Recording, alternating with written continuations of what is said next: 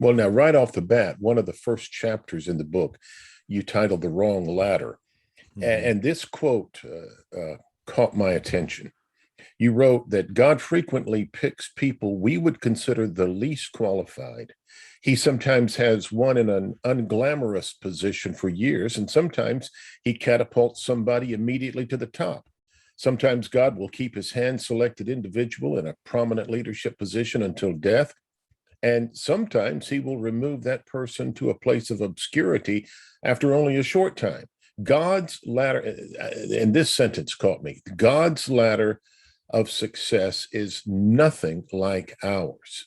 Hmm. So, are we trying to climb a cultural, particularly American cultural ladder rather than God's ladder?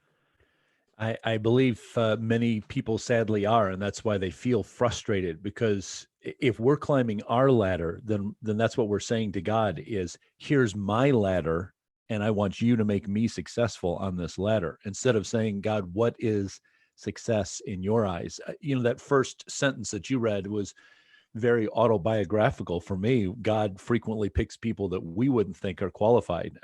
I remember having that conversation when I felt God was nudging me this way, and I said, "Me, a pastor, really?"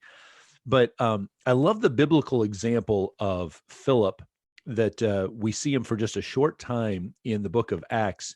We don't really know his background. He just is one of those men that is picked to serve in Acts chapter 6, the widows that are being overlooked in the food distribution.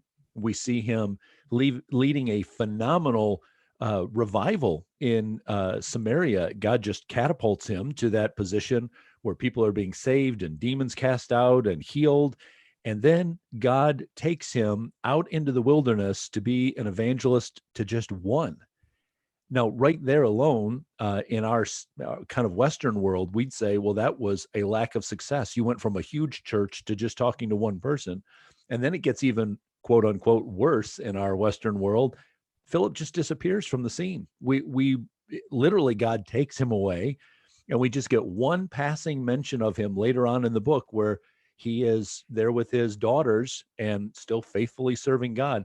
But God knows when to take the person and put them in a very prominent public ministry, when to put them out in the middle of the desert to cross paths with just one person, when to put them somewhere else just to minister in that community.